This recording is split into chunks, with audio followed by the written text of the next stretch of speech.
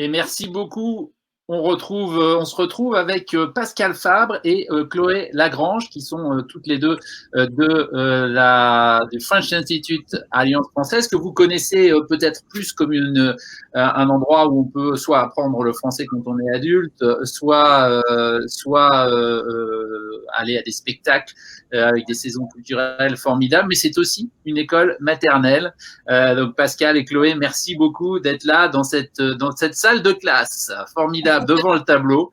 On est dans l'ambiance et on va vous retrouver pour nous parler de ce qu'est le FIAF et de ce qu'est cette école maternelle du FIAF ou de la FIAF, je ne sais jamais, mais vous allez nous dire ce qu'il faut, quelle est la manière correcte de le dire. Je vous laisse toutes les deux et puis on se retrouve ensuite après avec les questions éventuellement. Si vous avez des questions, encore une fois, n'hésitez pas, ça se passe sur Facebook, sur YouTube, vous laissez des commentaires et puis après vous pourrez aussi directement évidemment contacter Pascal, Chloé et toute l'équipe du FIAF. À vous. Merci beaucoup, bonjour, je m'appelle Pascal, je suis la directrice de l'école maternelle, la preschool du FIAF, French Institute Alliance Française, et dans 2 secondes, je vais vous dire comment on doit le dire correctement. Et bonjour à tous, moi je suis Chloé Lagrange, je suis en charge des programmes jeunesse, donc pas exactement de la maternelle, moi c'est plus les programmes une fois par semaine quand vous venez mettre vos enfants à l'école, et je vous en parlerai dans une seconde aussi, de notre nouveau programme qui est l'école relais, et qui vous permet de naviguer entre les différentes solutions que les écoles offrent en ce moment à cause du contexte qu'on connaît tous. Alors, on va d'abord peut-être en 2 secondes vous expliquer ce qu'est le FIAF si vous ne le connaissez pas. Donc, French Institute Alliance Française, et c'est l'Alliance Française de New York, qui fait partie d'un réseau mondial, puisqu'il y a, le chiffre varie chaque année, mais en gros, il y a 838 alliances dans le monde qui sont présentes dans 132 pays. Et partout, les alliances ont cette spécificité qu'elles font partie du réseau culturel français à l'étranger, mais ce sont des associations de droit local, donc qui sont dirigées par des personnalités locales, ici aux États-Unis, par un board qui est composé essentiellement d'Américains, et ce sont des associations qui sont sans but lucratif, donc ce sont des non-profits partout où elles sont implantées. Elles ont comme mission, 3 missions en fait, d'abord l'enseignement de la langue française, la promotion des cultures francophones et la promotion de la diversité culturelle. Donc, ces 3 missions sont des missions qui sont complémentaires, bien sûr, et d'abord, ça passe par des cours de français, depuis les tout petits jusqu'aux très petits, et Chloé en parlera, jusqu'aux adultes, bien sûr, par un centre culturel, parce qu'à l'Alliance française, on croit beaucoup à ce lien qui est très, très important entre, d'un côté, la culture, et de l'autre côté, la langue, puisque les deux sont intégralement et étroitement associés. Voilà. Alors ici, on a une école maternelle qui est une école maternelle qui comporte 2 classes, une classe de tout petit et une classe de petits moyens, c'est-à-dire en fait une classe en gros d'enfants qui ont 2 ans et demi, et il faut avoir 2 ans et demi révolus pour pouvoir rentrer dans notre école, et 2 ans et demi à 3 ans, et puis la deuxième classe est plutôt 3 ans et demi, 4 ans. Ce sont 2 petites classes, puisque l'effectif tourne autour de 12, donc ce sont des classes qui sont prises en charge par un enseignant français, qui est un instituteur, donc maître des écoles, et une assistante, donc il y a 2 personnes qui sont présents à tout moment dans la classe, et ce sont des classes qui mélangent des enfants qui viennent de différentes origines, des enfants francophones, des enfants non francophones, des enfants qui ont un parent français, des enfants qui ont 2 parents francophones, des enfants qui n'ont pas de parents francophones, des parents francophiles en tout cas, ce qui est le cas pour tous les parents qui mettent leurs enfants chez nous. Le principe, c'est le principe de l'immersion, c'est-à-dire qu'on rentre dans la classe et on parle français. Donc ce n'est pas un enseignement bilingue, c'est un enseignement en immersion francophone. Donc les enfants rentrent dans la classe et dès le départ, c'est le français qui est la langue qui est utilisée, avec les enseignants bien sûr, mais très rapidement aussi entre eux, puisque cette acquisition du langage, elle est faite à la fois chez les enfants francophones et chez les enfants qui ne le sont pas. Et ils avancent au départ avec des rythmes différents, mais très rapidement avec des rythmes qui sont assez parallèles. La méthode, elle est quand même largement inspirée de l'école maternelle française, donc avec l'acquisition des compétences qui sont décrites par le ministère de français de l'Éducation nationale. L'importance, bien sûr, d'abord, et ça c'est un point qui est très important à l'école maternelle, de la socialisation, le fait de l'apprendre à vivre ensemble, qui est un élément extrêmement important. Et donc, on met évidemment beaucoup l'accent sur le groupe, sur cette capacité à vivre ensemble, à jouer ensemble, à travailler ensemble, à apprendre ensemble. Il y a bien sûr, évidemment, le langage, qui est un élément extrêmement important, à la fois, bien sûr, le langage oral, mais aussi une première entrée dans l'écrit, la reconnaissance des lettres, la question de la phonigraphie qui est très très importante en français, comment on prononce les sons et les lettres, et puis bien sûr aussi l'importance de l'espace et du temps, parce que c'est l'âge, quand ils sont tout petits, ils commencent à apprendre à se repérer dans l'espace et le temps. Notamment, il y a beaucoup évidemment de routines qui sont des routines qui leur permettent de se positionner dans l'espace et dans le temps, les sciences, l'approche des arts, parce que comme on l'a dit, on est un centre qui est aussi un centre culturel, et donc c'est important que les enfants puissent avoir dès tout jeunes cette sensibilisation aux arts. Je voyais tout à l'heure un travail qui a été fait avec les enfants sur Picasso et sur leur autoportrait à la manière de Picasso. C'est très, très intéressant de voir comment ils peuvent travailler. Et donc, c'est important parce que c'est l'âge où leur créativité se développe. Ils commencent à eux-mêmes inventer des formes, à pouvoir utiliser les techniques qu'on leur apprend et se les approprier complètement. Et cet aspect artistique de l'éducation est un aspect qui nous tient aussi beaucoup, beaucoup à cœur. Et puis, il y a la psychomotricité, bien sûr, puisque c'est aussi un âge où ils commencent à développer leur capacité physique, mais aussi leur maîtrise de leur corps. Et la maîtrise du corps, c'est aussi un élément important. L'écriture en fait partie d'ailleurs, hein, la capacité, la motricité fine, la capacité à tenir le crayon et à pouvoir maîtriser son geste. Et donc, tous ces éléments sont des éléments qu'on développe évidemment avec ces enfants et qu'on essaye de mettre en avant pour leur meilleur épanouissement et pour qu'ils soient ensuite heureux de rejoindre d'autres écoles, puisque après avoir fait leur cycle ici, ensuite ils rejoignent d'autres écoles et pour beaucoup vont à l'école d'ailleurs, l'école qui était présente juste avant nous, au lycée français, à United Nations International School, mais aussi dans les écoles publiques américaines de New York qui ont développé des programmes bilingues. Donc, et nous aidons les familles, bien sûr, ensuite à préparer leur dossier d'admission dans les écoles qu'elles auront choisies pour la suite de cette scolarité. Voilà. Donc, alors, pourquoi mettre vos enfants chez nous? Parce que d'abord, on est très sympa. Donc, ça, c'est une bonne raison. Non, personne ne dit jamais ça. Sympa, c'est vrai. Oui, voilà. On est vraiment mais personne ne dit jamais ça, mais c'est vrai. Moi, je le dis, on est très sympa, on est très accueillant. Mais aussi parce que c'est un programme qui est à la fois rigoureux et en même temps centré sur le développement de l'enfant.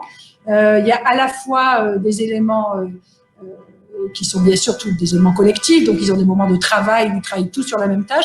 Il y a aussi des moments d'individualisation où on les fait travailler sur des projets, et ça en fonction des compétences qu'ils ont déjà acquises, des compétences qu'ils sont en train d'acquérir, ce travail est individualisé. Donc on a beaucoup d'intérêt au développement individualisé de l'enfant, et c'est un élément qu'on essaye de mettre en avant autant que possible.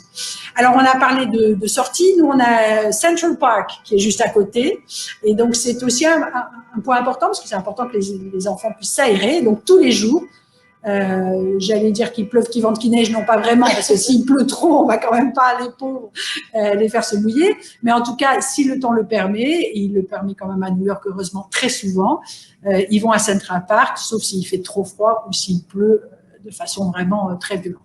Voilà, et donc ils ont un endroit qui est un endroit sécurisé dans lequel ils peuvent jouer à l'extérieur, et c'est toujours pour eux un grand moment, cette sortie qui se situe en milieu de journée. Donc les journées commencent à 8h30 et finissent à 4h. En ce moment, c'est un peu plus compliqué parce que les horaires d'arrivée sont un peu décalés à cause du Covid, et donc on ne les fait pas arriver tous en même temps et on ne les fait pas repartir tous en même temps. Et les enfants ont donc un temps de jeu en arrivant, et puis ensuite, après ce temps de jeu, ils ont un temps de travail, en tout cas sur lequel ils ont des activités qui sont des activités éducatives. Puis après ça, ils déjeunent. Alors, chacun amène son propre déjeuner. Et puis ensuite, ils vont au parc. Et puis, ils reviennent bien fatigués et ils dorment. Ou ils ont un temps calme s'ils ne veulent pas dormir. Mais en général, ils dorment. Et ensuite, il y a à nouveau un moment d'instruction l'après-midi. Et puis ensuite, il y a un petit snack et ils s'en vont. Voilà. Donc, je vais laisser la parole à ma collègue Chloé. Mais voilà à peu près ce qu'on voulait vous dire sur cette école maternelle. Donc, une école maternelle avec 2 classes, 2 ans et demi jusqu'à 3 ans et 3 ans, un peu plus de 3 ans jusqu'à 4 ans. Donc, 2 classes qui sont là pour vous accueillir. On a aussi des admissions en cours d'année, donc en janvier. Donc, on peut aussi admettre des enfants qui auraient 2 ans et demi en janvier ou qui iraient dans l'autre classe. Et donc, on est tout à fait ouvert, bien sûr, pour répondre à toutes vos questions, pour vous accueillir. On a des visites, donc tous les vendredis, on accueille les parents pour venir leur faire une explication, bien sûr en toute sécurité, toutes les consignes Covid sont respectées. Et ensuite, vous pouvez aller voir la classe. Alors, on ne peut pas rentrer dans la classe à cause du Covid, mais on peut, depuis la fenêtre, regarder comment ça se passe et visualiser comment ça marche. Et puis, à partir de janvier, pour les enfants qui voudraient rentrer en septembre, on les fera venir autant que possible. On est en train encore de vérifier quel format, parce que le Covid change quand même un tout petit peu les choses. Mais en tout cas, pour vérifier qu'ils peuvent bien s'intégrer et qu'ils seront heureux chez nous. Voilà. Chloé. Et je tiens juste à rajouter par rapport à la maternelle qu'on a 2 super enseignantes qui adorent leur métier, qui adorent les enfants et qui, je pense, s'amusent encore plus que les enfants. Et 2 super assistantes qui sont vraiment super. Donc voilà. Ça, tu as raison, c'est c'est très important parce que c'est quand même les personnes à qui vous confiez vos enfants. Donc ce n'est pas n'importe qui. Donc moi, pour ce qui est des programmes jeunesse, donc quand ils sortent de la maternelle, c'est pas rare que derrière ils viennent en cours dans mon département, qui est les programmes jeunesse. Les programmes jeunesse, on donne des cours aux toddlers, mais aussi aux enfants et aux ados. Aujourd'hui, on va se concentrer plutôt sur les toddlers. Ils se rencontrent une fois par semaine. Donc, en ce moment, on a des cours en présentiel et à distance. Je sais que le mode à distance n'est pas forcément le plus évident pour les enfants de cet âge-là à imaginer. En revanche, sachez que ça se fait très bien et que, évidemment, le curriculum est complètement adapté à leurs besoins, à leurs envies, aux thématiques de la session. Cette session, par exemple, on a fait quelque chose sur Halloween, évidemment, sur Noël. À la session prochaine, on aura quelque chose sur la Saint-Valentin. C'est la même chose pour la maternelle. Donc c'est vraiment une version très condensée de ce qu'ils pourraient faire dans la maternelle. C'est un bon exemple. Si vous voulez, par exemple, rentrer à la maternelle en septembre, pourquoi pas prendre un cours chez nous avant pour préparer petit à petit votre enfant à rentrer dans une structure scolaire. Parce que comme vous le voyez en haut de votre écran, vous avez un exemple de salle dans laquelle on peut avoir ces fameux programmes qu'on appelle à petits pas, donc pour les enfants entre 1 et 4 ans. Qui sont, on a à la fois des classes en FLE, donc en français langue étrangère, mais aussi des classes, et c'est ce qui va vous intéresser, en BIL, donc en programme bilingue. Et ça va être des enfants qui ont généralement déjà une petite, disons, oreille pour le français, c'est-à-dire qu'il y a au moins un des parents qui est francophone, ou alors il y avait un vrai attrait derrière. Et donc, il va aller un petit peu plus loin par rapport à un programme FLE un peu plus classique, qui sont aussi très bien, cela dit en passant. La prochaine session commence le 11 janvier jusqu'au 29 mars.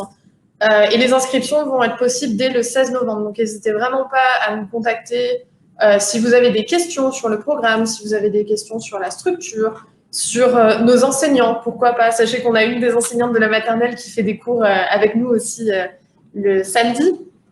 Donc, n'hésitez vraiment pas à nous contacter. La moindre question, on serait ravis de vous répondre. On a toute une équipe qui n'est pas présente aujourd'hui, mais qui travaille avec nous aussi. Et je vais terminer par vous parler d'un nouveau programme qui est pour les un tout petit peu plus vieux, mais peut-être que ça peut vous dépanner aussi et vous serez content d'en entendre parler. C'est ce qu'on appelle l'école relais. On a 2 groupes, on a des 5-8 ans et des 9-12 ans.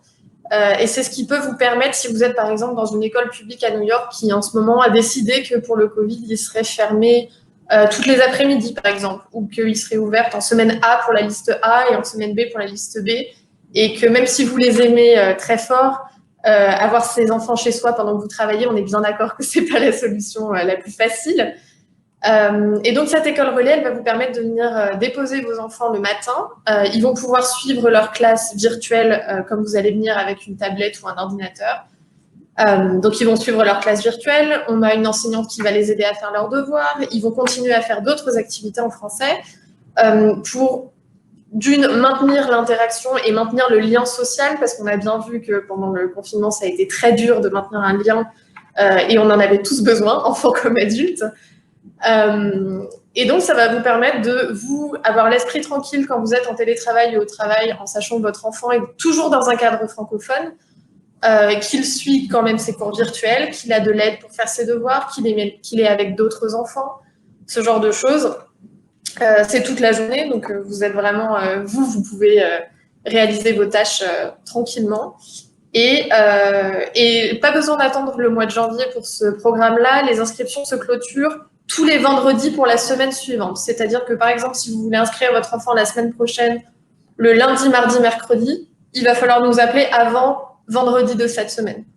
Mais vous pouvez, c'est une inscription à la journée, donc vous pouvez très bien nous dire, moi, lundi 21, je veux m'inscrire, mais pas le 22, et puis le 23, mais pas le 24. On essaye de se montrer assez flexible pour permettre à tout le monde de trouver des solutions comme on peut. Donc voilà, je ne sais pas si tu as quelque chose à rajouter. Voilà, non, donc n'hésitez pas à nous contacter si vous avez des questions. Pour l'école maternelle, donc pour la rentrée en septembre, les visites vont avoir lieu en janvier, donc vous pouvez vous inscrire sur le site, vous inscrire pour une visite, remplir déjà un premier formulaire qui nous signale votre intérêt.